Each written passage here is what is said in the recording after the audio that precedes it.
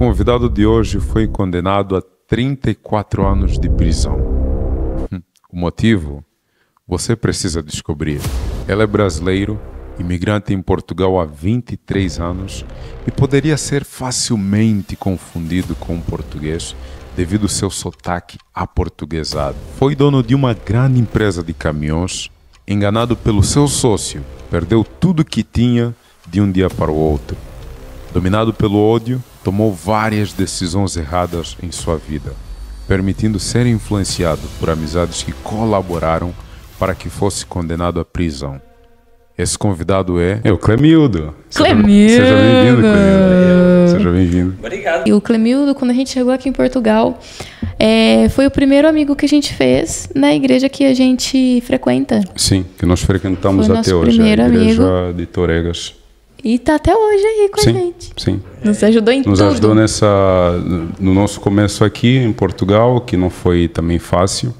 Acreditamos que foi uma pessoa que Deus usou para nos dirigir, tomar algumas decisões importantes. E tem sido uma bênção na nossa vida. Não só o Clemildo, né, mas a sua família, que é importante mencionar isso, a sua família também. E, bom, fantástico. A esposa dele tá até assim, ó.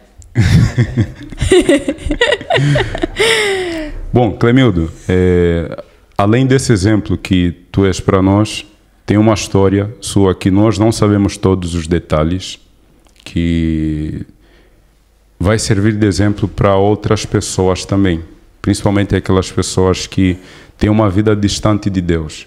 Deus às vezes permite que nós passemos por certas situações justamente para que outras pessoas que venham a passar por essa situação se enxerguem em nós, entendam que há uma solução. É essa história que nós vamos querer saber de ti hoje, nós vamos conversar sobre isso hoje.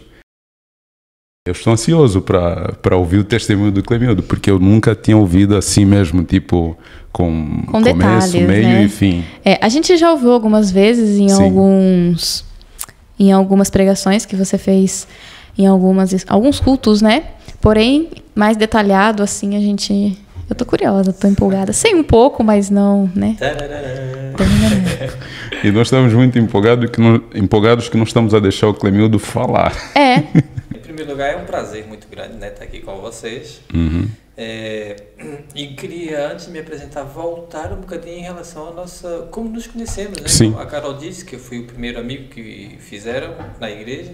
Uhum. E lembrando que isso aconteceu 100% por parte de Deus, né? Acho que vocês lembram perfeitamente de como Exato. tudo aconteceu. Exato. Eu estava na igreja, vi um casal de visitas chegarem na igreja, que eram vocês. E quando bati o olho em vocês, eu logo pensei, tem que falar com aquele casal, né? Porque é algo que já tem dentro de mim. Quando eu estou na igreja, que vejo pessoas diferentes, eu acho que é importante conversar com as pessoas, dar as boas-vindas às pessoas, porque é assim que eu gosto de me sentir quando vou a uma igreja diferente. Uhum. E quando vi vocês entrarem, foi a primeira coisa que me veio logo à cabeça, não é? Preciso falar com aquele casal. A partir daí, já acredito logo que foi Deus já a trabalhar, né? Sim. Entretanto, a minha filha Letícia estava sentada ao meu lado, deu-me um toquezinho no ombro assim, eu olhei, pai, tá a ver aquela miúda que acabou de chegar? Eu olhei, sim, filho, eu já vi. Olha que cabelo lindo que ela tem, pai. Eu falei, sim, filho. Depois nós vamos falar com ela. E pronto, e realmente aconteceu todos os serviços lá na igreja. Uhum. E assim que terminou o culto, eu me apressei para sair logo para procurar vocês. E comecei a procurar, não encontrei a Carol, mas encontrei o Camupa lá no canto, Sim, né? sim. E fui conversar, me apresentei logo e tal. E foi muito bom. A gente conversando ali, fiz várias perguntas. Sim, né? fez. De onde é que vinhas, como se chamava, Quanto tempo estava aqui, se já tinha trabalho, né? Uhum. E fiz várias perguntas e tal. E aí o Camupa fez aquela revelação que realmente mostrou que era de Deus. Uhum. Quando o Camupa disse assim, olha, nós já tínhamos ido a outra igreja, uhum, e parece que éramos invisíveis. Uhum. Ninguém nos enxergou, ninguém olhou pra gente. Entramos e saímos e ninguém... E quando cheguei aqui, nessa igreja, eu falei, Deus, hoje eu não vou falar com ninguém, né? Assim que tu disseste, hoje eu não vou procurar ninguém, não vou falar com ninguém. Se for da tua vontade, uma pessoa da igreja vai vir falar comigo. E aí aconteceu que Clemildo estava lá falando para me enchendo ele de perguntas e ao mesmo tempo, graças a Deus, se disponibilizando para ajudar em algumas questões também. Sim. Né? Então realmente não foi uma amizade feita de qualquer maneira, foi uma amizade feita através do Senhor. Né? Amém. E acredito que essa amizade vai ser para toda a eternidade. Amém. Amém. Em nome de Jesus. Né? Pronto, me apresentando então, não é? Meu nome é Clemildo, vocês já disseram. Sim. Clemildo. Que mais poderia dizer? Bom, perguntem, eu pai da Letícia, da Jéssica, do B. Tem uma família numerosa, né? Tem uma família abençoada. Sou casado com uma algarvia de gema marafada. Os portugueses entendem essa expressão marafada, que é uma mulher tinhosa, uma mulher de armas, uma mulher de fibra, né? E juntos temos 3 filhos, que é a nossa primogênita, a Jéssica Batista, depois veio a Letícia Batista e temos o Benjamin Batista. E junto conosco, claro, mora a minha rainha, que é a minha mãe, né? Minha mamãe, está presente aqui, né? Está aqui presente também e mora com a gente, então somos realmente uma família numerosa. E tem também minha irmã, Cristina, também mora junto com a gente também, aqui em Portugal, na nossa casa. O que faz da nossa família numerosa é uma família muito feliz pela graça de Deus. Amém. Amém. Uma curiosidade que eu tive, porém nunca te perguntei. O que Clemildo fazia antes de vir para Portugal? Ok. Clemildo, antes de vir para Portugal, trabalhava autônomo. Eu tive vários trabalhos no Brasil, né? Trabalhei como recepcionista de hotel. Na verdade, eu já fiz de quase tudo nessa vida. Então, comecei a trabalhar muito cedo. Parece comigo. Junto com a minha mãe. Minha mãe vendia Avon e eu saía junto com ela para ajudá-la nesse ofício. Mas eu já fui camelô, né? Camelô no Brasil, a gente fala camelô, né? Eu acho que os portugueses talvez não entendam muito bem essa expressão.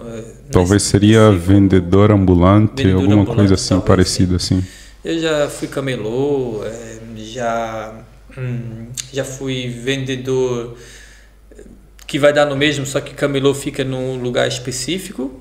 E vendedor ambulante, como eu colocava mercadoria no carro e saía visitando cidades, vendendo sapatos mais propriamente, né? Antes de vir para Portugal, eu estava a trabalhar para mim mesmo, ou seja, eu tinha uns apartamentos lá de aluguel e tinha os inquilinos e foi isso. Era isso que eu fazia antes de vir para cá. E o que te motivou a vir para cá? O que me motivou a vir para cá é uma pergunta bem... Tem vários fatores. Eu sempre fui muito aventureiro. Minha mãe que o diga, né, mãe?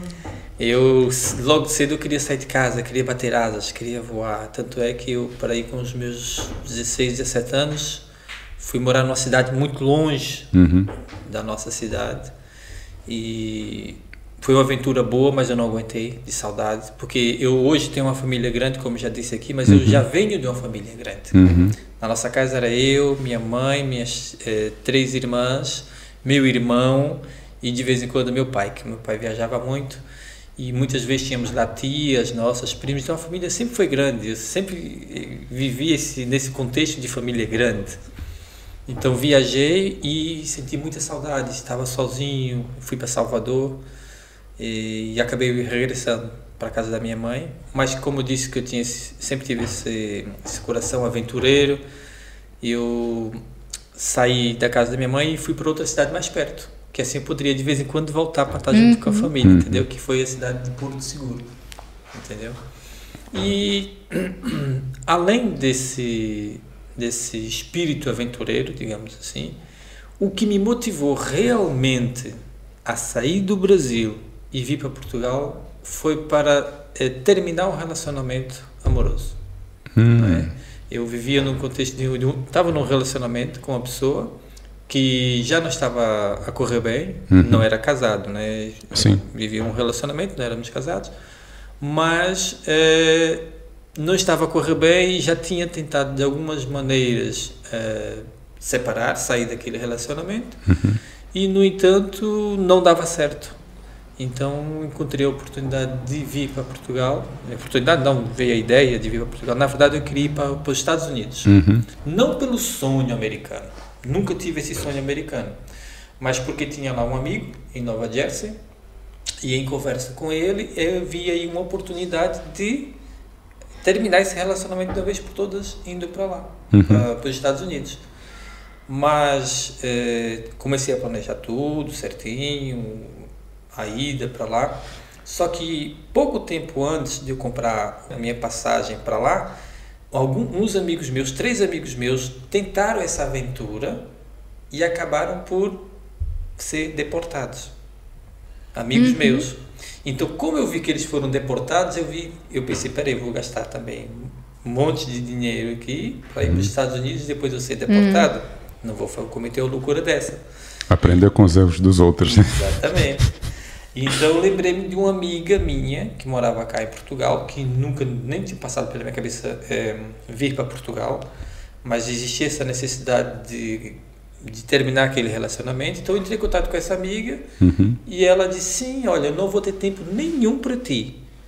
O máximo que eu posso te fazer é te acolher na minha casa por uns dias e a partir daí segue a sua vida. E era tudo que eu precisava, né? Então esse foi o motivo pelo qual eu saí do Brasil, vim para cá e cá estou eu. Uma informação que eu esqueci de falar do Clemildo. Ele é baiano. Sim. Porém tem esse sotaque aportuguesado, porque faz 22 anos ou 23 já? 23 anos que ele mora em Portugal. 23 anos. Hoje é quanto do mês? Hoje é... Qualquer pergunta? Que dia que é do mês? Hoje é dia 9 de setembro. 9, 10, 11, 12, daqui a 4 dias. Faz 23 anos que eu estou em Portugal. Uou! Exatamente. 23 dia anos. 13 de agosto de 2000. Uma longa jornada. Exato. Bom, tens mais alguma pergunta? Mas a gente está em setembro. Estamos em setembro. Já sim. fez 23. Então estamos... Olha, estou mesmo perdido. Por isso que eu estava aqui refletindo. Eu falei agosto, setembro. Então já fez 23 anos. 23 anos e um mês. Olha... Pois é, 23 anos. Durante esses 23 anos aconteceu muita coisa. Muita coisa.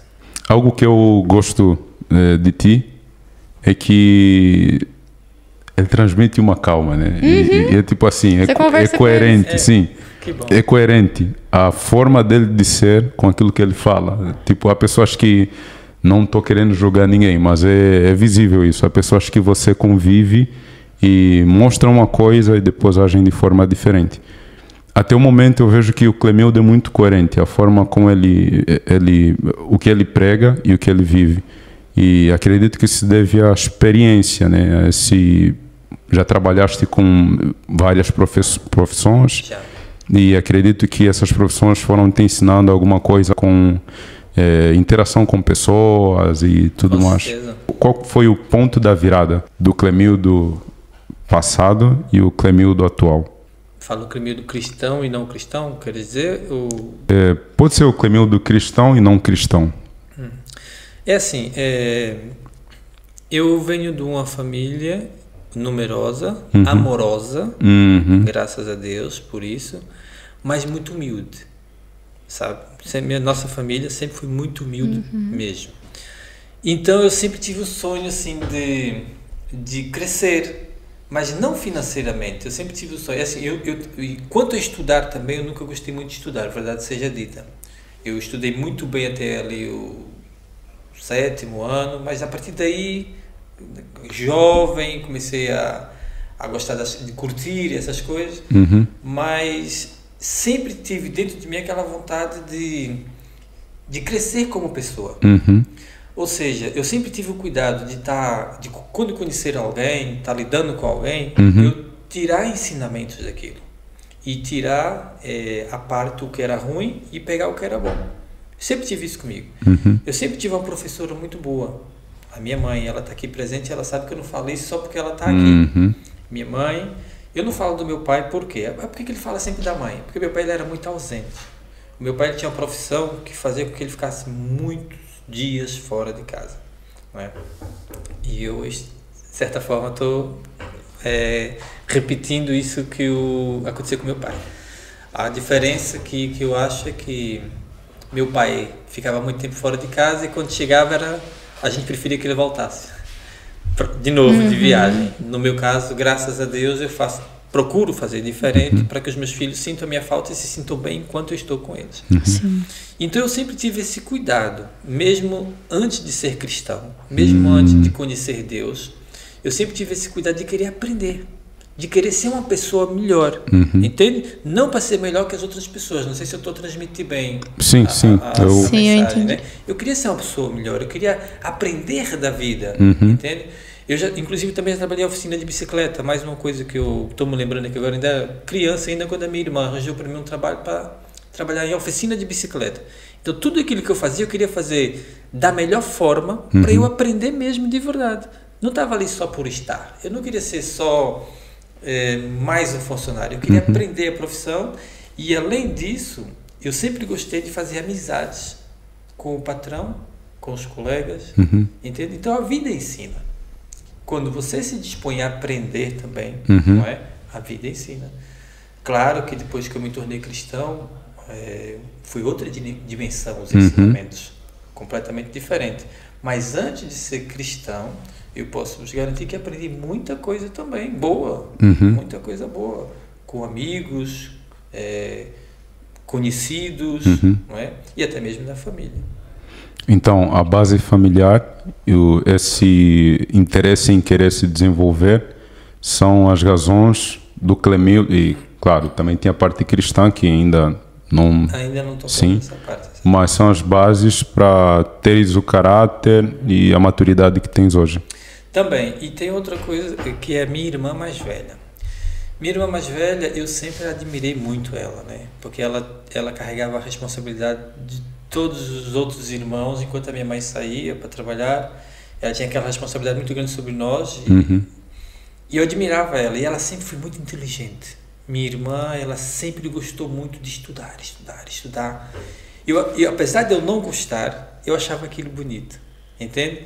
E eu sempre achei, isso é interessante o que eu vou dizer agora, não sei se minha irmã já ouviu isso da minha boca alguma vez ou não, eu sempre achei ela superior a mim.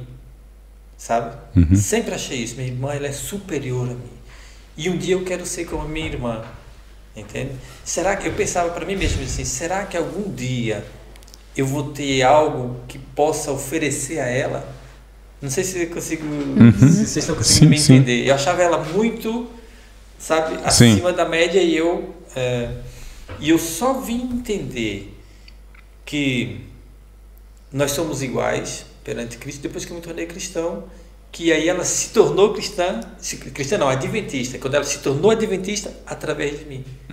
Foi tipo assim, Deus tirou de mim aquele, como é que eu ia te explicar, que eu queria ser igual a ela, mas eu me achava inferior a ela.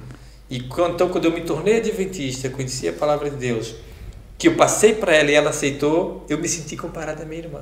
Só que de uma maneira, digamos, perfeita, talvez, porque foi através de Deus, entende? Eu não sou mais que a minha irmã, nem me igualei a ela, não foi na vida financeira, não foi em bens materiais, mas eu me igualei a ela na pessoa em si. Então, antes era... Desculpa te cortar. Antes era como se você tivesse criado uma disputa interna com a sua irmã. Né? E isso, querendo ou não, acabava te prejudicando e não fazia você regredir em algumas áreas progredir, em algumas áreas da sua vida. Depois que você se tornou cristão, você passou a entender que você e ela não tem essa competição, que era algo que você estava criando, que estava gerando sentimentos ruins perante ela, né? E que não tem nada a ver. Que não é nada a ver. Na verdade, Carol, em nenhum momento eu tive assim, sentimentos ruins em relação a ela. Era em relação a mim. É isso. Eu me sentia inferiorizado. Inferior à minha irmã. Entende? Eu achava ela o máximo. Eu sempre achei minha irmã o máximo, né? E eu queria ser igual a ela. Certo. Entende? E minha irmã, ela sempre foi muito religiosa. Hoje ela é adventista, graças a Deus, mas antes de ser, ela sempre foi muito religiosa, muito trabalhadeira, muito inteligente, sabe?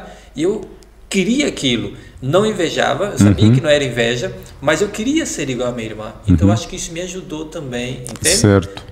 Me tornar o Clemildo. Eu ia até comentar sobre isso, né? Porque quando nós temos alguém que é o nosso ideal, por exemplo, assim, eu olho para aquela pessoa e eu quero me tornar como aquela pessoa. Eu acho que não é um sentimento, de certa forma, ruim, porque, tipo, nós temos aí como é que eu posso dizer, um exemplo, né? Eu quero ser como aquela pessoa. De qualquer forma, qual seja a sua motivação para isso, você se desenvolve como pessoa. Porque se aquela pessoa é boa, te inspira, está num bom nível, assim, se assim podemos dizer, está num bom nível, e você quer chegar no nível dela, você se desenvolve, você aprende muitas coisas. É claro que nós nunca vamos chegar a ser como a outra pessoa, né? Mas essa motivação de querer crescer, de querer se tornar alguém melhor, né, tem benefícios. Então é isso que eu queria falar na parte que falaste de algo ruim, eu ia entrar com esse comentário. Sim. Você é rodeado de grandes mulheres, né? É a mãe, é a esposa, é a irmã, né? É verdade. Sempre que honra! E eu dou muito graças a Deus por isso, né? Quando eu era na casa dos meus pais, tinha a minha mãe, essa grande mulher, essa grande guerreira, e tinha minha irmã. Depois casei-me, formei minha família e tem a minha esposa, que é uma mulher de armas, como já disse, né? Uma guerreira. Estamos juntos em tudo, na verdade em tudo mesmo, literalmente. Sim, né? Trabalhamos juntos, passamos 24 horas juntos, gostamos de estar juntos. Deus me deu essa bênção maravilhosa. Antes mesmo de conhecê-lo, ele já me deu essa grande bênção. Não é bom que o homem viva só, né? Cumprindo esse... E ele está cumprindo o que foi dito, uma só carne. Uma só carne. Até no trabalho. Eu sou um grande defensor das mulheres. Grande defensor das mulheres. Diz o ditado popular que por trás do grande homem é sempre uma grande mulher, não é? Sem dúvida. Eu sempre fui rodeado de grandes mulheres. E louvo a Deus por isso, agradeço muito a Ele por isso. Vamos passar para a conversão? Conversão? Ou você já tem outra pergunta? Não, por enquanto não. Eu não tenho uma outra pergunta. Podemos passar na virada, porque eu acho Clemildo. Que, o pessoal deve estar curioso, tipo, não cristão, né? Sim.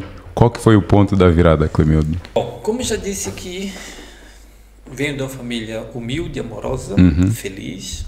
Uma base boa. Uma base boa, muito boa, não é? Graças a Deus por isso. Mas todo mundo tem seu momento ruim na vida. É ou não é verdade? Sim. Que nós precisamos ultrapassar esse momento ruim. Uns aprendem de uma boa maneira, outros aprendem de uma maneira não tão boa assim, não é? Eu vivi esse momento ruim na minha vida.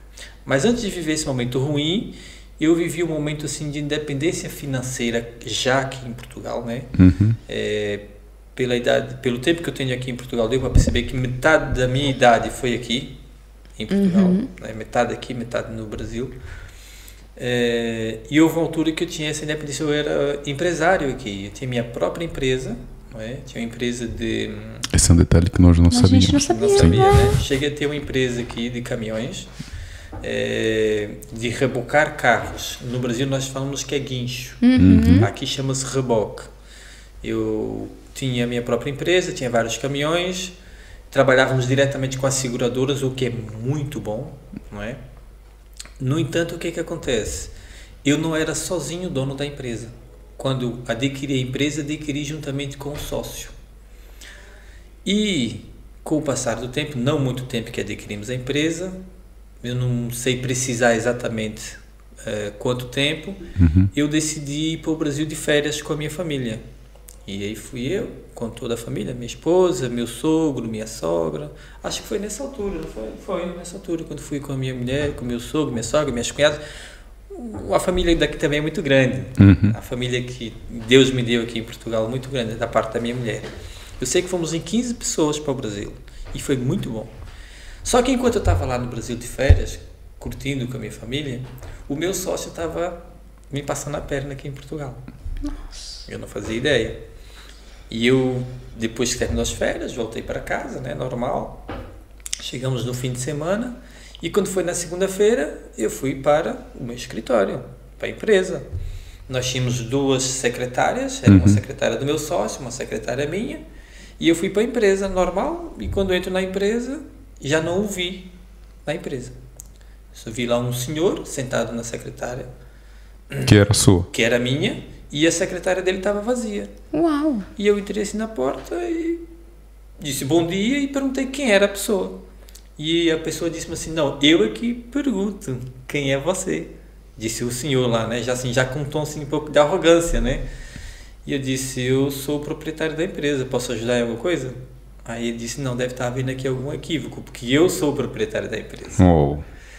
E então, quando fomos desfazer todo aquele mal entendido entre nós os dois, fomos ver que os dois fomos enganados pelo meu sócio, né? Meu sócio vendeu a empresa, fez lá as falcatruas dele, de maneira que ele conseguiu vender a empresa para aquele senhor, sem ele saber. O homem que comprou não sabia que ele tinha um sócio, e eu também, como estava fora do país, não sabia de jeito nenhum. O certo é que para resolver isso não foi fácil. Não resolvemos também porque eu perdi tudo completamente. O homem tinha documentos, tinha tudo como comprou a empresa, e eu fiquei no prejuízo. Por mais que eu corri atrás, por mais que o certo é que eu fiquei completamente no prejuízo. E foi aí que começou a fase má da minha vida. Porque o fato de eu ter perdido a empresa, eu me deixei levar por esse ódio, por essa raiva, por ter perdido tudo. Ver que tinha que voltar a trabalhar e ganhar muito pouco para sustentar minha família, depois de ter um padrão de vida já bastante elevado, né? Digamos assim. Então, eu comecei a viver esse ódio, essa raiva, entende? E não passava um dia da minha vida que eu não pensava em me encontrar com esse sócio. Mas ele desapareceu por completo?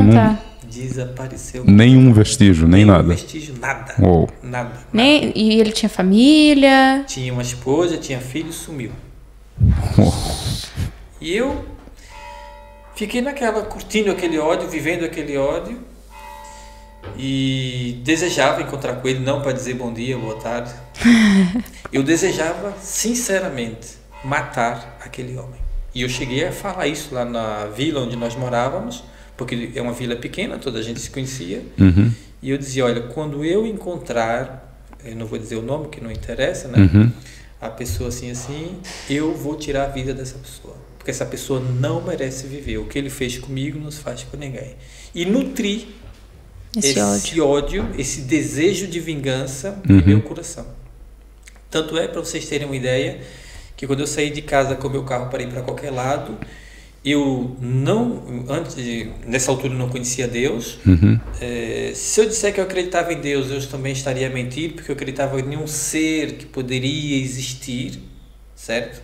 Talvez pudesse existir um ser. Olhava para o céu assim, mas não acreditava em Deus, não conhecia Seria Deus. Como um agnóstico. Mais ou menos assim. Mas naquele momento daquele ódio, daquela sede de vingança, eu lembro perfeitamente de pedir a esse Deus que eu não conhecia para colocar esse homem à minha frente para eu poder atropelar ele e matar ele. A sério, literalmente. Quando eu entrava no meu carro, eu não tinha arma de fogo, não tinha nada, mas quando eu entrava no meu carro, eu pensava e falava, Deus podia colocar esse homem na minha frente, mas eu passava o carro por cima dele várias vezes, para vocês terem uma ideia de como estava o meu coração. Isso que eu ia falar, para você ter ideia, o que o coração do ser humano deseja, né? Principalmente quando a gente não tem conhecimento de quem realmente é Deus. Então, tipo assim, na época você não tinha, né? E aí você desejava que Deus fizesse ali um milagre, colocasse o cara na sua frente só para você se vingar. Exatamente. E é uma atitude gerada totalmente pelo ódio, pela raiva que estava ali acumulando, né?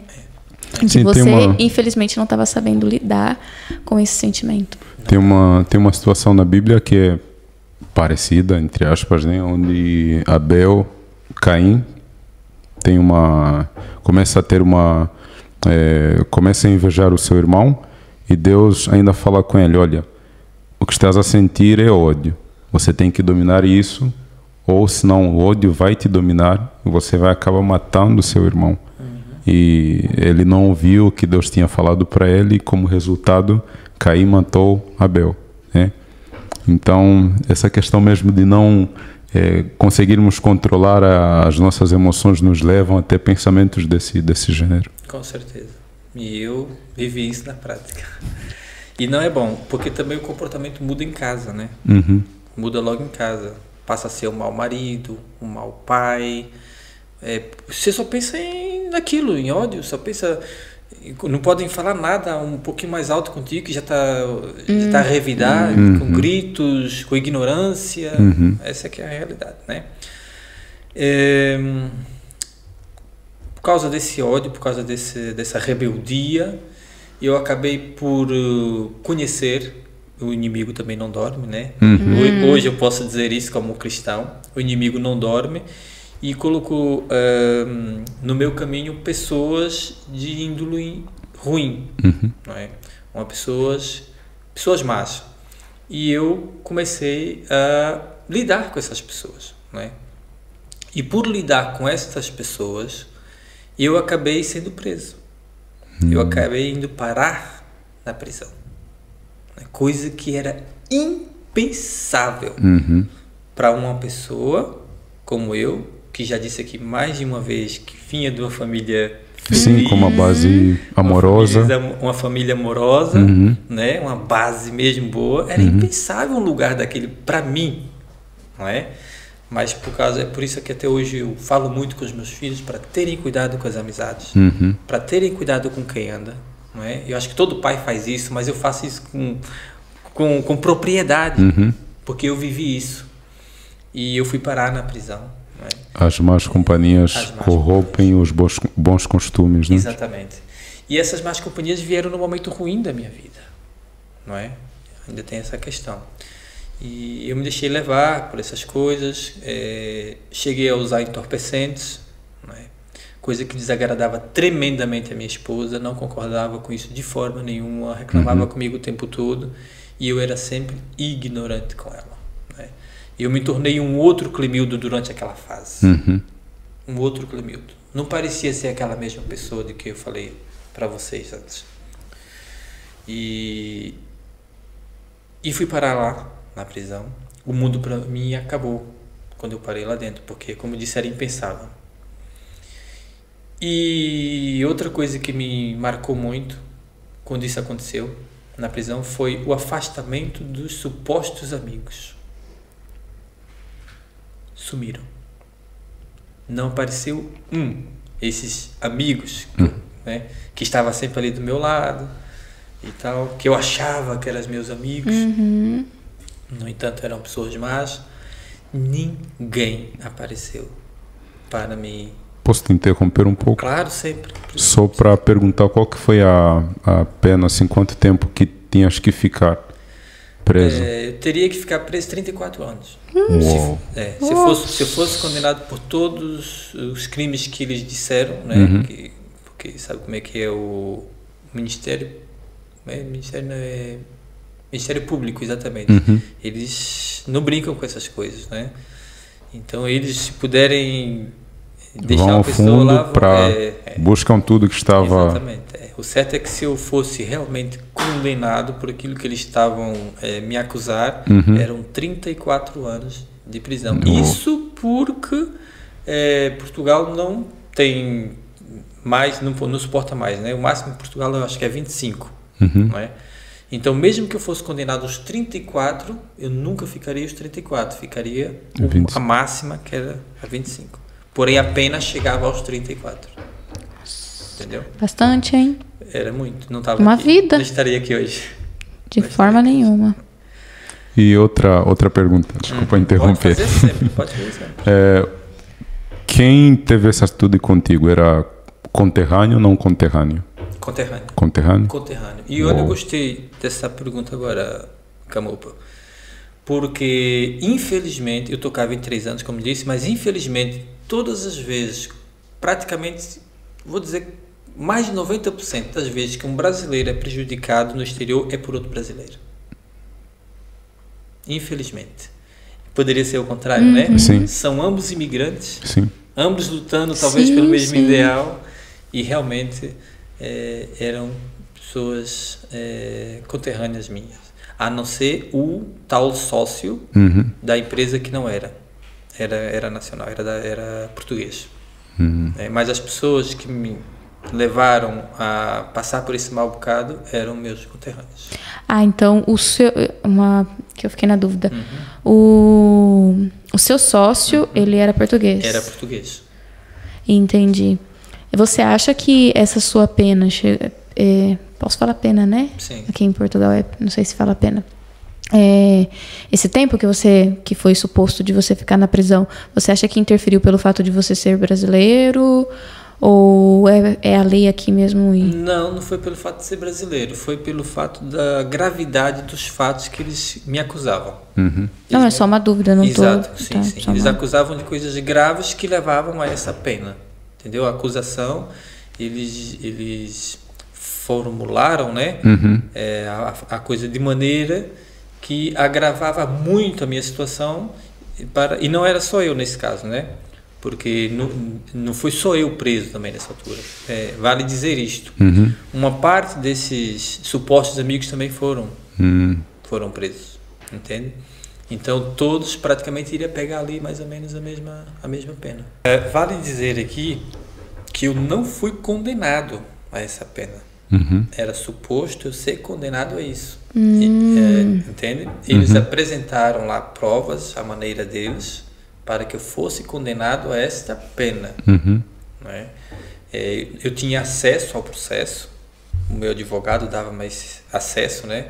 Eu tinha uma pilha de papéis muito alta, muito grande, e como eu tinha tempo na prisão, eu estava sempre a ver o meu processo. E eles realmente apresentaram lá provas que, se o juiz realmente tivesse acatado, eram os 34 anos que eu iria levar, né? Só que o juiz, pelo que eu vi, ele poderia não saber, mas hoje eu digo, o juiz era uma pessoa de Deus. Foi usado por Deus, entendeu? Que não foi na conversa do Ministério esqueci-me dessa... Público, né? Mas acho que não é Ministério Público. Acho que é Ministério da Defesa, alguma coisa assim. Tem outro nome. Você sabe? Que já nem me lembro. Não? Já nem me É o lembro. Ministério de alguma coisa, gente. Depois a gente deixa aqui na descrição o Ministério do que é, porque a gente não vai lembrar. Se eu lembrar, tanto eu falo. Sim. Então eu acredito que o juiz foi muito usado por Deus, né? Muito usado, porque ele não aceitou aquelas provas como prova. Mas isso é mais para frente, falando um bocadinho de quando eu estava dentro do presídio. E eu, assim que entrei, como disse, o mundo para mim caiu, porque era impensável tal coisa. E agora? E agora, o que vai ser da vida do Clemildo? Deve ter sido... Desculpa. Pode falar. Mas deve ter sido um turbilhão de sentimentos. Terrível. Principalmente pelo fato de você já ter família. O ódio aumentou, Carol. Entendeu? Se eu já nutria ódio no meu coração, aumentou, porque agora eu tinha ódio de mais pessoas. De quem? Dos policiais. Olha só, eu fui preso dentro de uma loja de móveis.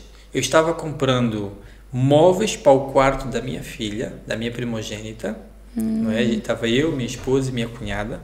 Estávamos a comprar móveis e de repente se aproxima de mim 3 homens, 3 armários, 3 homens.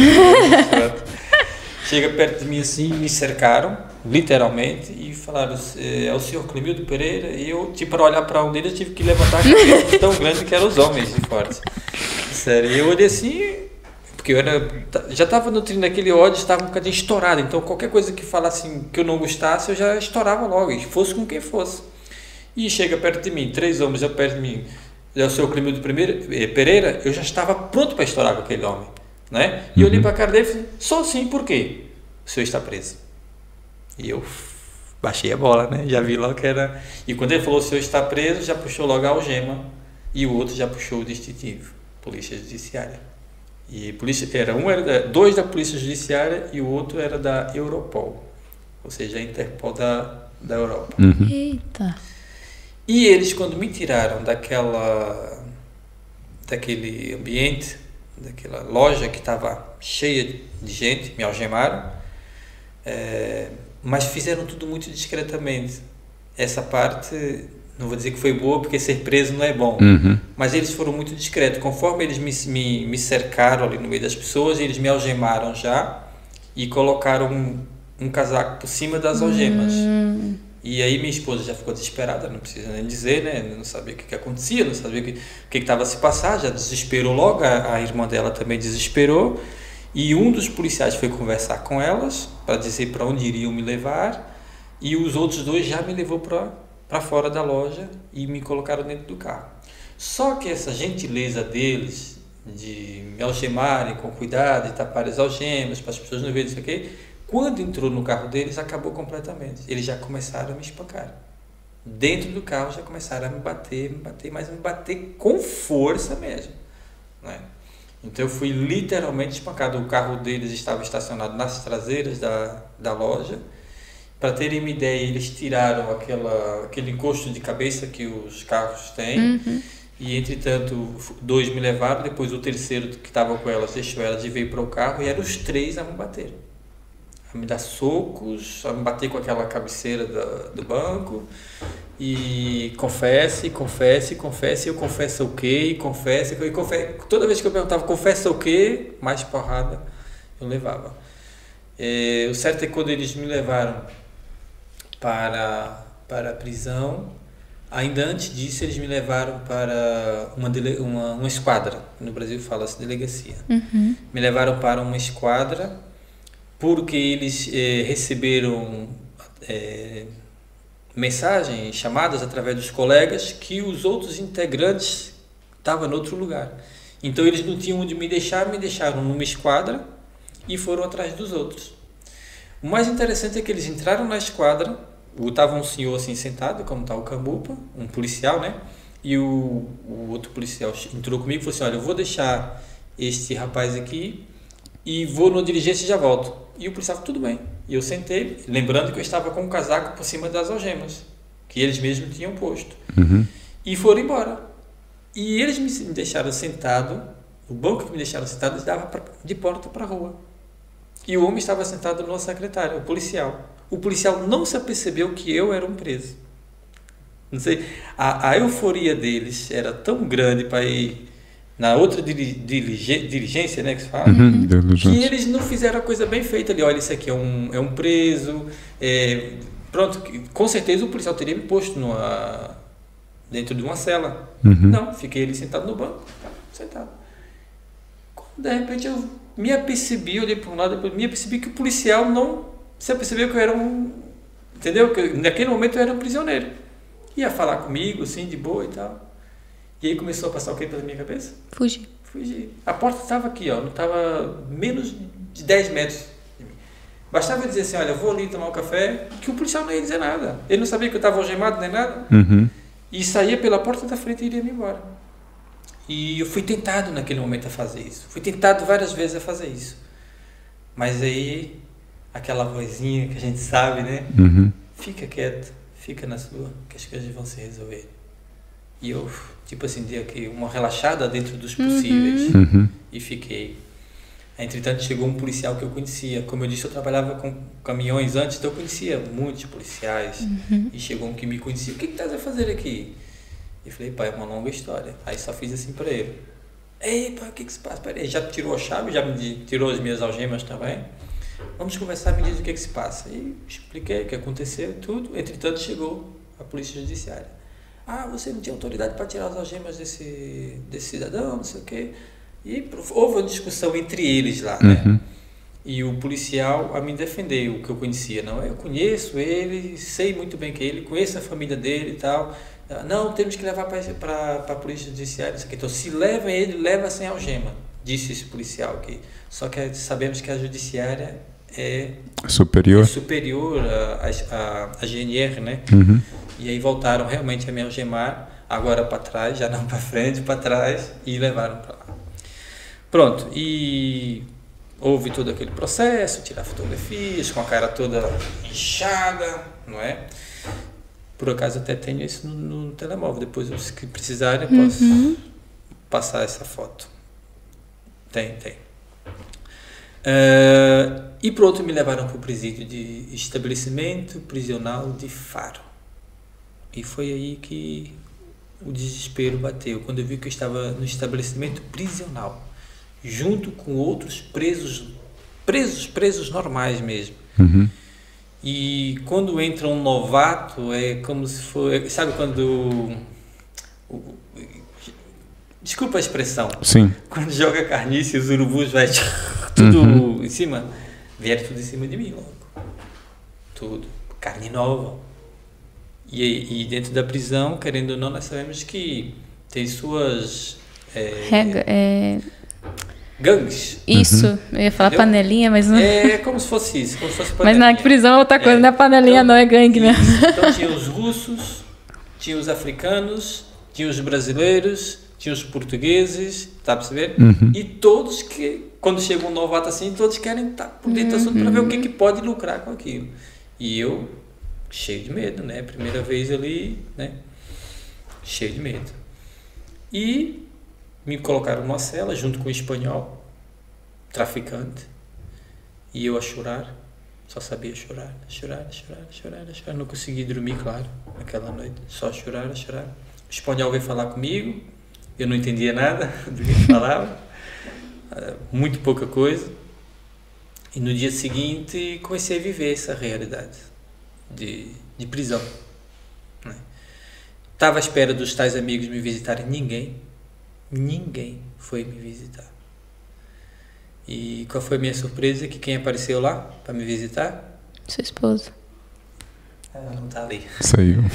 Exatamente ela. Minha esposa que foi lá, né? Saber como é que eu estava. Tomou um susto quando olhou para minha cara, que me viu naquele estado. Todo cara quebrada mesmo, né? E de certa forma me tranquilizou. Ela disse: estou contigo. Eu sei que estás aqui, eu sei que é difícil, não posso imaginar, né, o que estás a passar, mas eu estou lá fora e estou contigo. E ouvir essas palavras me ajudou muito. Imagino. Muito mesmo, sabe? Me ajudou a superar ali aquele momento, aquele primeiro momento, né? E foi isso, foi aos poucos, fazendo amizade também. Me colocaram na cela com um brasileiro, entretanto que o espanhol foi mandado embora, ganhou liberdade, e veio um brasileiro para a minha cela. Um brasileiro que já tinha mais de 15 anos de prisão nas costas. Ele já sabia o que era estar na prisão. E ele me ajudou. Ele me deu muitas dicas. E quando havia alguém querendo se aproveitar de mim, ele tomava a frente, entendeu? Tomava logo a frente, e me ajudou muito esse rapaz, muito mesmo. Ele estava cá sozinho também, não tinha família, não tinha nada, e uma vez que ele foi ficar comigo na cela que eu estava, cela 8 do estabelecimento prisional de Faro, e ele não tinha ninguém, automaticamente quando a minha esposa ia me visitar e levava algum miminho para mim, um bolo, alguma coisa, eu dividia sempre, claro, com ele, em forma de gratidão, aquilo que ele estava a fazer por mim, entendeu? E foi isso a minha vida lá durante 1 ano e meio, né? Mas é claro que antes de entrar esse ano e meio, olha, eu fui preso no dia 16 de junho, se eu não estou em erro, 16 de junho de 2006, mais ou menos por aí. Uns 3 meses depois, mais ou menos, esse brasileiro me desafiou a gente a ler a Bíblia. Entendeu? E a gente falava muito sobre a nossa família, que ele tinha a família dele no Brasil, tinha minha esposa aqui, minha filha aqui também. E estávamos a conversar e tal, e ele falou que, olha, eu já tenho 15 anos nessa vida de presidiário e eu quero mudar a minha vida. Quando eu sair daqui, eu não quero nunca mais pôr os pés no lugar desse. Ele a dizer, né? E eu dizia para ele assim, eu não sei se vai ser a mesma coisa para mim, porque eu tenho ainda coisas pendentes, tem uma pessoa de que eu preciso me vingar, ainda guardava aquela mágoa, entendeu? Tem uma pessoa de que eu preciso me vingar ainda, que essa pessoa fez isso, contei toda a história para ele. E outra coisa também, esses guardas que me bateram, esses policiais que me bateram, eu gravei o rosto de cada um. Quando eu sair daqui, eu vou me vingar deles também. Por incrível que pareça, para ver como o ódio ele é uma bola de neve. uma bola de neve. Eu estava ali, mas aquele ódio estava dentro de mim, aquele rancor, aquela raiva, aquela sede de vingança estava ali dentro de mim. E para mim, eu estava a ganhar experiência para quando sair dali, colocar em prática tudo aquilo que eu iria aprender ali dentro. Então ele veio com essa conversa. E aí ele começou a contar a história da vida dele para mim, deste dia, desta noite, que levamos a noite toda a conversar. Ele teve no Carandiru. Não conheço. Não conhece? Nunca ouviram falar do Carandiru? Do Brasil. Do Brasil, isso. Esse presídio, ele era um dos piores presídios do Brasil. Tem até um filme, não tem? Tem um filme, uma hora de pesquisa para você ver. Ele foi destruído, foi demolido, porque houve um grande massacre no Carandiru. E o mais incrível é que ele era um sobrevivente desse massacre. Uau! Entendeu? Então ele tinha muita experiência na vida do crime, na vida de presidiário. E ele começou a contar essa história para mim. E depois que ele contou essa história, ele falou: você entende por que eu quero sair? Você entende por que eu estou cansado? E vou te dar um conselho, disse ele para mim. Se você nutrir essa raiva, esse ódio, esse rancor, essa sede de vingança, você vai acabar igual a mim. Eu tenho 15 anos já. E você, quantos anos você vai ficar? Você não acha que está na hora de mudar enquanto é cedo? E eu ali... Ele estava sendo usado ali sem saber. Sem saber. Para proteger e para dar uma visão diferente daquela pra você ver como que ele já estava sensível ao ponto de realmente querer mudar a vida dele e ainda ter a sensibilidade de ajudar outra pessoa. Há pessoas que são usadas por Deus e nem elas sabem. Nem elas sabem. É verdade. O certo é que aí eu perguntei para ele, em determinado momento da conversa, eu falei: olha lá uma coisa. Como tu pretendes, com essa bagagem que tu tens de criminalidade, como é que tu pretendes te libertar? Fala para mim. E ele falou assim: olha, quando eu estava lá no Carandiru, antes de acontecer a rebelião, o massacre, havia um povo que era diferente de todos os outros. Havia um grupo de presidiários, de presos lá dentro, que eles todos os dias se encontravam num canto e eles ficavam cantando, louvando a Deus. Aí quando ele falou louvando a Deus, já eu... Pronto, já... Entendeu? Lá vem aquela conversinha e tal. Mas ele falou que ficavam louvando a Deus, não sei o quê. E eles andavam sempre com um livro preto na mão. Disse esse rapaz. Sempre com um livro preto. Aí eu falei assim: e que livro preto é esse? Eu ainda pensei que era alguma seita, alguma coisa. Aí eu falei assim: a Bíblia. Eles estavam sempre com a Bíblia na mão. Não sei, mas talvez esta seja a solução para sair daqui. Disse ele. E quando ele falou aquilo, é incrível quando a gente fala, eu a falar sobre essas coisas, que recorda tudo assim, e eu vejo o trabalhar de Deus. Quando ele falou isso, na hora, me veio à minha mente uma Bíblia que eu havia ganhado 8 anos antes daquele momento. E eu nunca tinha lido, claro. E só aceitei aquela Bíblia porque foi um amigo meu, um grande amigo que me ofereceu a Bíblia, que eu não queria aceitar de jeito nenhum. E esse amigo falou assim: em nome da nossa amizade, aceita a Bíblia. E eu disse: olha, em nome da nossa amizade, eu vou aceitar, mas não vou ler. Eu tenho que ser sincero, eu não vou ler. Eu não acredito. Para mim, esse é um livro como outro qualquer. Aí ele disse: só de você aceitar, para mim já está bom. Isso no Brasil. E, no entanto, a Bíblia veio parar em Portugal. Por quê? Se eu não acreditava na Bíblia. Eu já me fiz essa pergunta um monte de vezes. Por que eu trouxe essa Bíblia? Entende? Quando ele falou aquilo, que achava que a Bíblia poderia ser a solução, eu lembrei dessa Bíblia, que eu tinha ela em casa. Mas a Bíblia era preta também? Preta também. Toda preta. É que tem umas que tem assim, uma escrita dourado, não é? Essa não era toda preta. Deus é um Deus de detalhes. De detalhes. E o que acontece? Para que eu usava essa Bíblia preta? Minha esposa, ela não tem microfone, senão eu ia pedir ela para responder isso aqui. Nós usávamos esta Bíblia para guardar dinheiro quando íamos viajar. Por exemplo, íamos viajar e tínhamos dinheiro em casa.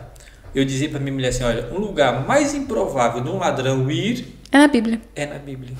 E era para isso que eu tocava naquela Bíblia, para mais nada. Abria ela, porque eu sabia da crença que as pessoas tinham naquele livro. Então eu colocava dinheiro ali dentro e guardava a Bíblia e pronto. Era só para isso que eu usava a Bíblia. Mas quando ele falou aquilo que eu me lembrei da Bíblia, automaticamente também eu falei para ele. Eu falei, eu tenho uma Bíblia em casa. Se você acha que é a solução, eu posso pedir a minha mulher para a próxima vez que ela vier me visitar, para ela trazer a Bíblia, e a gente começa a ler aquilo. E ele animou. Tu tens uma Bíblia? Eu falei, tenho. Então pede ela para trazer para a gente. Tá bem, mas eu sem ânimo nenhum, né? E como ele falou da Bíblia, eu tinha uma Bíblia preta também, toda a descrição e tal que ele falou. Então vamos trazer a Bíblia.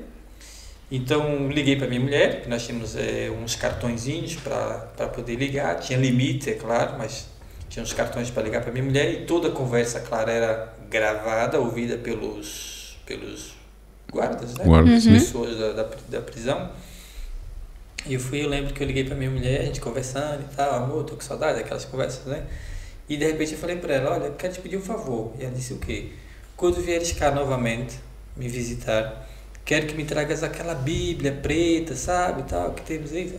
Ela, o quê? Aí ficou logo espantado, o quê? Eu falei, sim.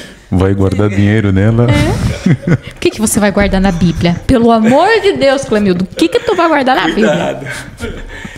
Sim, a Bíblia, aquela... Você sabe onde ela está? Ela, não sei, não. Eu falei, procura ela aí, por favor.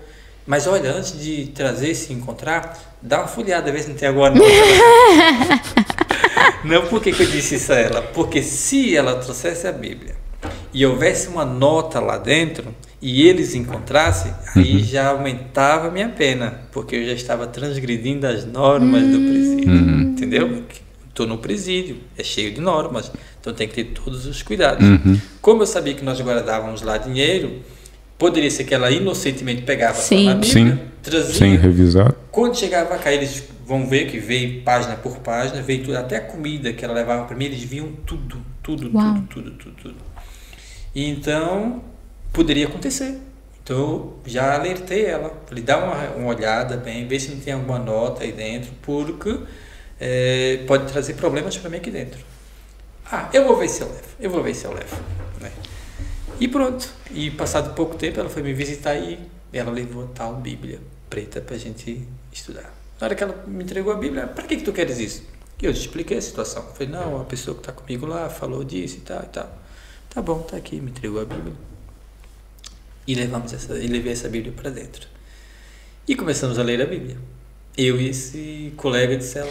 Então esse foi o primeiro contato que você teve com a palavra, com Deus, enfim. Ainda completamente incrédulo, né? Mas foi... Só fazia por gratidão a um amigo que te ajudou para motivar ele, porque você viu que ele estava bem animado. Isso, aquela história dele, do Carandiru, aquilo me... Te impactou? Me impactou aquela história, né? Um sobrevivente, eu conhecia bem a história do Carandiru e conheço, e impactou. Então, como ele falou da Bíblia e eu tinha a Bíblia... esse trem pode funcionar. Foi isso que você pensou. Pode funcionar, vamos lá. Não custa nada, estamos aqui, não temos nada para fazer. Eu cheguei e entreguei a ele. Tá aqui a Bíblia que eu tinha prometido. E ele pegou na Bíblia, mas sabe quando tu pega assim, com vontade na Bíblia? Sabe? Aí ele, era igual a esse mesmo que eles tinham lá, rapaz. Aí começou a olhar para a Bíblia e tal. E tem letra grande, essa é boa. Isso primeiro era tudo novidade. Tipo, o que você está falando? Ele olhando pra cara dele. Mas ele também não conhecia a Bíblia. E engraçado era a empolgação dele, porque ele também não conhecia a Bíblia. Ele não conhecia nada de Bíblia também. Mas por ele ter visto aquilo lá, né, presenciado aquilo, eu acho que criou, de certa forma, alguma esperança, alguma expectativa, não sei. E ele, e aí, vamos ler? Eu falei, vamos, pode ler aí que eu... Sem motivação. Começa você depois? Lê aí. Aí ele sentou e já abriu, já começou logo a ler a primeira página, todo empolgado. Lê e tal, a gente lia, aquilo que começava... sono. É que é verdade, a gente não está habituado a isso, né? E ele lia, olha, você tá vendo aqui, olha quantos anos aqui que Adão viveu e aquela coisa toda... Tá bem, vamos lá isso. E passou um dia, passou 2 dias lendo aquilo, havia um monte de coisa que a gente não entendia. A gente sabe que a parte do Pentateuco Pentateuco é mais fácil porque a maioria é história. Mas mesmo assim há coisas que a pessoa não dá, não entende. Peraí, tipo, nós estávamos a conversar outro dia, como é que Caim já saiu daqui, já foi para outra cidade, então, já tinha pessoas lá, já confunde logo a cabeça, a pessoa já... Pronto. Mas quando chegou na parte, eu acho que até já falei isso para vocês, quando chegou na parte das ursas, foi quando eu não quis saber mais da Bíblia mesmo. Entendeu? Foi até ele que estava a leu essa parte em que as ursas comeram os jovens, né, e tal. Sim, do profeta Eliseu, que exatamente. As crianças zombaram dele por ser careca, profeta Eliseu careca, profeta Eliseu careca. E ele lê aquela história ali, pá. E ele é uma pessoa muito fixe, esse rapaz, e a maneira que ele lia, sabe? Ele expressava, ele lia assim, expressando as coisas, e eu achava interessante, sabe? Até nisso Deus usou ele. E ele dava risada. E ele ali falando, ele explicando essa história, lendo e expressando a história que Deus mandou as ursas e tal. Aí eu não acreditei. E provavelmente ele começou a rir, né? Não, ele não. A expressão dele é que era assim, uma expressão forte. Não, ele não riu, a expressão, sabe, lendo e tal. Aí eu falei, peraí, interrompi ele. Falei, isso está escrito aí? Tá aqui Bahia. Eles me chamavam de Bahia, por eu ser da Bahia, né? Então me chamavam de Bahia. Tá aqui, eu falei, deixa eu ver. Aí ele virou a Bíblia para mim, mostrou, colocou o dedo, eu li. Na hora que eu li aquilo, eu fechei a Bíblia e entreguei para ele. Eu falei, não quero mais ler isso. Não, mas por quê? Eu falei, que Deus é esse? Como é que esse Deus vai te ajudar a sair daqui se o Deus mandou matar jovens inocentes? Aí já começou a questão. Entendeu? Aí já não quis mais saber de ler a Bíblia. E ele continua a ler. Ele continua ali, ele lia aos bocadinhos para ele, às vezes ele lia em voz alta, eu não dizia que não estava na minha, mas não estava ligando para aquilo. Eu dava mais importância à foto da minha esposa que eu colei na parede e à foto da minha filha, né? Colei, e eu passava ali horas e horas e horas olhando para aquela foto. Você acha que a partir desse momento, aquele ódio que estava se tornando uma bola de neve começou a ser quebrado a partir dessa história? Ainda não. Porque, de certa forma, criaste uma sensibilidade pelo fato de Deus enviar as ursas para comerem as crianças, certo? Então, não sei se essa sensibilidade te deu também, assim, algo para reduzires essa ideia de vingança para aquelas pessoas que te fizeram mal. Não, até porque surgiu a oportunidade de fugir da prisão. Mais ou menos nessa altura. Havia lá uma pessoa que era um traficante muito importante e ia pessoas resgatá-lo da prisão. Já estava tudo certo. E ele veio ter comigo e com esse meu colega, né, de cela, conversamos muito e tal. Na verdade, a prisão não é só estar dentro de uma cela. Tem momentos de convívio também. Momentos que as celas se abrem e os presos convivem ali, né, uns com os outros. E nesses convívios nós fizemos amizade com esse traficante. Né? E então, quando ele planeou essa fuga, ele nos convidou para ir junto com ele. Entendeu? Ele falou, vai acontecer assim, assim, assim, assim. Vão vir aqui, vão me tirar daqui. E quem tiver comigo, quiser vir comigo, vem. Né? E como é que esse teu colega de cela, que, né, aparentemente estava te dirigindo para um bom caminho, reagiu a esta possível fuga? Ele não queria. Não queria? Não. Ele pensou, ele queria se livrar da prisão, mas não dessa maneira, que ele estava mesmo pensando em se livrar de uma vez por todas. Sim. E eu, na hora, abracei a ideia. Claro. Eu queria sair dali. Entendeu? Mas ele acabou por ceder também, o colega de cela. Ele não queria, mas ele acabou por ceder, porque eu a fazer pressão do lado, o outro a fazer pressão do outro do lado, e ele acabou por aceitar a proposta. Ele tentando ser luz, você... Mais ou menos isso. E ele acabou por ceder e estava certo já, né? Iríamos ele, o tal gajo e mais 2 pessoas de outra cela que também, que éramos o grupo, a panelinha, né? Querendo ou não, a gente acaba por fazer o nosso grupo e tal. E esse nosso grupo é que iria embora, né? Com esse traficante. Já tinha planeado tudo, íamos ter passaporte falso, iríamos morar na Espanha, aquela coisa, estava tudo já muito bem planejado. Só que Deus não se deixa escarnecer, Deus não se deixa enganar por ninguém, Deus é Deus. E quando Deus tem um plano na vida de uma pessoa, Ele não deixa pela metade. Sim. É ou não é? Hoje eu posso falar isso com propriedade. Deus fez com que a administração do presídio descobrisse o plano de fuga. Como? Nós não sabemos. Porque quem estava envolvido eram pessoas de confiança e pessoas que queriam realmente sair dali, né? Mas descobriram o plano de fuga e vieram aquele batalhão de polícia e separou-nos completamente. Mandou uns para outros presídios, outros para outros presídios, e só ficou eu e esse colega lá. Bom, pelo menos nos separaram. Não, nós dois não, mas os outros separou. Entendeu? O grupinho se separou completamente. Para outras prisões. Nem sequer separou de tipo cela, assim, só foi. Poderia, ou pavilhão, né? Isso, poderia separar de pavilhão, poderia haver restrição. Não, levou para outras prisões. Veio os policiais, todos bem vestidos e tal, e levou e foi embora. E depois, claro, nos chamaram lá no gabinete e queriam arrancar de nós, de todo custo, que iríamos fugir. Claro que ninguém iria dizer, não, isso é ideia é vossa, ninguém sabemos de onde é que surgiu essa ideia. E ficou por aí, né? O certo é que fomos separados. Um belo dia, Clemildo está no pátio da prisão, andando para lá e para cá, porque esse era um das nossas atividades principais. Não tinha nada para fazer, a gente precisava andar um pouco, caminhar. Então tínhamos um pátio assim, mais ou menos de talvez uns 25 metros, talvez 25 metros assim, onde nós andávamos até uma parede, depois andava para outra e ficava andando para lá e para cá. Em cima era tudo grade, né? Víamos o céu, mas era tudo grade.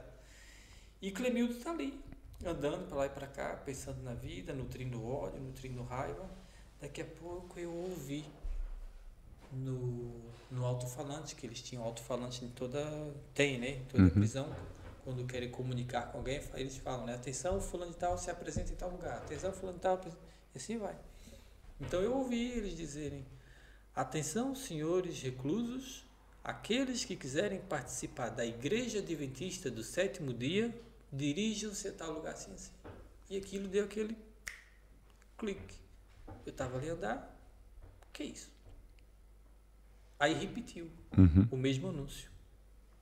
E eu fiquei curioso. Falei, mas será o que é esse negócio aí? Fui lá, no lugar indicado, para me informar, né? Eu falei, acabei de ouvir um anúncio, uma igreja, qualquer coisinha. Sim. Ah, isso é um homem que vem aí falar de igreja e tal. Quem quiser participar, pode participar. Você quer ir? Aí o que eu me lembrei? Do seu amigo, estudo bíblico. Das ursas. Das ursas? Para mim, era um monte de interrogação na minha cabeça. Por quê? Eu quero saber por quê. Né? Tinha motivos para ir lá. Falei, eu quero ir, eu vou. Então tá bom. Aí abriu lá a coisa, eu entrei.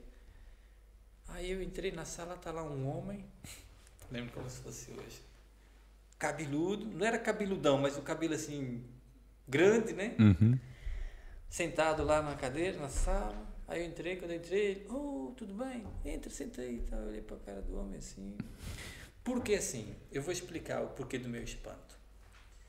Quando as pessoas não são cristãs e não têm contato com a igreja, imagina que os crentes, os cristãos são todos arrumadinhos. Sim, gravatinha. Não é essa imagem que tem do crente, do cristão? Um pastor, né? Cheio de gravata. Uma camisa, eu estava à espera de encontrar isso. Um terno. Entendeu? Eu falei, vou chegar ali agora, vou encontrar um pastor todo pintadinho, todo terno, né? Tava lá com o botão da camisa aberto, até aqui pra cima. Manga arregaçada. A cabelo todo despenteado e assim, desse jeito. Entra aí. E o Clemildo, tipo, quem é esse? Eu olhei pra ele assim, falei, não é aquilo que eu tava esperando, não é? Né? Mas cadê o carinha da igreja? Sim, né? Eu fiquei, buguei. Cadê o carinha da igreja? Mas o que ele não tinha daquilo que eu esperava, ele tinha de simpatia. no que ele abriu a boca logo, falou, meu nome é... Vou falar o nome dele, porque o nome dele merece. Eu não falo dos outros, porque eu não sei até que ponto, pode ver que eu falei meu colega de cela, mas não sei até que ponto posso falar o nome da pessoa. Sim. Entende? Sim, sim. E, no caso desse missionário, vou dizer assim, que é o meu pai na fé, eu tenho certeza que posso falar o nome dele, porque ele é um grande missionário e ele propaga a palavra de Deus até hoje aqui em Portugal. O nome dele é Gilson Pagani. E ele se apresentou logo. Meu nome é Gilson Pagani, ele é grandão, pegou aquela mãozona dele, apertou minha mão assim, Gilson Pagani, e o seu? Aí eu falei o meu nome para ele, ele disse, senta aí, vamos conversar um pouco. E só eu que cheguei ali. Aí ele falou assim, olha, vai vir mais pessoas, vai chegar mais pessoas, mas eu dei o nome de outras pessoas aí, porque tinha algumas pessoas que já estavam encontrando com ele ali, que eu não sabia. Então ele já dava o nome da pessoa para ir diretamente. Mas enquanto vem, vamos conversando. Você é de onde? E começou a me fazer perguntas. Eu queria fazer pergunta, mas ele me bombardeou de perguntas ali que não me deu nem chance. A pergunta da Ursa já estava na cabeça, vai ter que responder. Mas na hora ali, eles fazendo um monte de perguntas, né? Eu falei, vou deixar para o momento certo. E entretanto foram chegando outras pessoas. Chegaram também só mais 2 pessoas. E ele falou assim, olha, vamos dar início porque o meu tempo é muito curto aqui. E hoje eu quero falar com vocês sobre o fim dos tempos. Aí já foi outra interrogação, mas o que é isso, fim dos tempos? Eu já coloquei a Ursa de lado e fui ouvir o que ele tinha para falar. E aquele homem começou a falar dos sinais da volta de Cristo, que se encontra em Mateus 24. Nós conhecemos muito bem. De uma forma tão tremenda, tão verídica, tão real, que naquele momento... Eu acredito que aí é que vem aquela pergunta que tu fizeste, ou foi o Camu que fez, que aí sim eu senti o meu coração abalar. A maneira que ele falou, sabe? A maneira que ele explicou, a maneira que ele colocou tudo ali, foi o Espírito Santo ali a tratar de tudo, com certeza. O certo é que quando terminou, era só 1 hora que tinha, quando terminou parece que tinha sido 1 minuto. Quando terminou, eu estava com sede de quero mais. Entendeu? Eu queria mais. E aí ele falou assim, olha, eu costumo vir aqui todas as segundas-feiras, nesse mesmo horário. Se você quiser, você me dá o seu nome e eu te chamo logo, já mando logo o seu nome logo para lá. E eu, ok, tudo bem, coloca o meu nome. Já agora, pode colocar o nome de outra pessoa também? Aí ele, posso. Tem mais alguém? Eu falei, tem o meu colega de cela. Qual é o nome dele? Aí eu dei o nome dele e pronto. E saí dali e fui para a cela, diretamente para a cela. E cheguei lá empolgado, parecia um cristão. Até parecia um cristão. De repente, acho que o parceiro até falou, mas o que aconteceu com esse cara? Saiu do nada. De repente crente, né? De repente crente o filme. Já assisti, eu chego lá na cela assim, olha lá. Epa, não sabes o que aconteceu. Ele, o que aconteceu? Não, tu não tens ideia do que aconteceu. Eu fazendo aquela ênfase assim, mas o que aconteceu? E eu estava andando ali no parque, pra lá e pra cá e tal, eu ouvi, eu expliquei a situação e tal. Quando eu chego lá, um cara todo descabelado, desse jeito, para descrever tudo pra ele, né? Mas olha só, quando ele abriu a boca para falar da Bíblia, não, você não está imaginando a sabedoria daquele homem. Ele sabe muito e ele vai responder as nossas perguntas. Aí, quando é que ele vem? Já criou logo a expectativa. Quando é que ele vem? Eu falei, segunda-feira que vem ele está aí. E então eu tenho que ficar atento ao anúncio. Eu falei, não precisa, já deu meu nome, já deu o teu nome também. Eu falei, boa, Bahia, boa. E ficamos naquela expectativa. Mas também não peguei na Bíblia para ler, não ia adiantar nada. Porque não, mas mostrei para ele onde é que eu tinha lido com o homem. Né? Falei para ele, olha, nós lemos Mateus 24. E aí, né, leu e tal, ele gostou também do que leu. E a partir daí começamos a ir às reuniões do irmão Gilson Pagani. Levando a Bíblia. Levando a Bíblia, porque até ele falou. Ele perguntou se a gente tinha Bíblia ou se ele podia levar uma Bíblia, né? Eu falei, não, tem lá uma Bíblia lá, a gente pode achar que a gente traz a Bíblia. E aí começamos a participar dessas reuniões com o Gilson Pagani. Começamos a bombardear ele de perguntas, inclusive as ursas também. E muitas outras perguntas de Caim e outras mais. E ele sempre com uma paciência tremenda. Ele sempre com um domínio da palavra de Deus. E via-se que ele estava ali, como é que eu ia te dizer? Ele se interessava por nós. ele demonstrava interesse por nós. Ele não só pregava a Bíblia, não só nos ensinava a Bíblia, como ele pegava aquilo que ele estava ensinando, né, e jogava para a nossa vida. Se vocês praticarem isso, vocês vão ter uma vida melhor. E, sabe, ele mostrava interesse por a gente. E a gente começou a gostar muito, tanto eu como o meu colega. De maneira que a gente chegou a um ponto que pedimos ele para vir 2 vezes na semana. E deu certo. Ele disse que não daria certo, porque para ele estar ali naquela segunda-feira, naquele dia, ele já tinha tido muito, mas muito trabalho para conseguir aquele espaço. Entendeu? E, entretanto, havia outros pastores que iam lá, que eu não sabia. Entendeu? Aí ele falou assim, a única maneira de dar certo... Aí ele falou, a maneira, né? Ele falou assim, seria, que a gente pode tentar em fazer uma carta para a direção do presídio. Aí nós falamos, deixa que a gente faz. Porque se a gente pedir, talvez tenha mais peso. Então fizemos uma carta em nosso nome, eu e ele, nosso punho, e mandamos para a direção. Entretanto, já estávamos tão sedento, que quando a gente também não conhece a palavra de Deus, a gente também não... Como é que eu ia dizer? Não... Palavra certa para vocês entenderem. Tipo assim, igreja é tudo igual. Entendeu? Ao sabermos que ia outros pastores, também começamos a ir a outras. Nas outras. Entendeu?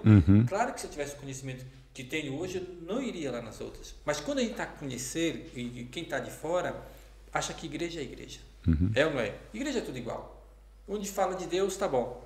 Então, como ele só ia uma vez, apesar de termos enviado o pedido, e o pedido aquilo, um processo demorado, nós começamos a ir a outros encontros. E aí era o contrário do que ele ensinava pra gente. Entendeu? E era muito complicado, porque o que a gente ouvia aqui, a gente chegava para ele e bombardeava ele com as dúvidas que a gente ficava do outro lado. Entendeu? De certa forma, acho que foi providência divina também. Foi, isso que eu ia comentar, assim, porque tipo, se apresenta os 2 lados da moeda, gera mais curiosidade, gera dúvidas, e o lado que responder melhor é aquele que aparenta ser o verdadeiro. Era satisfatório.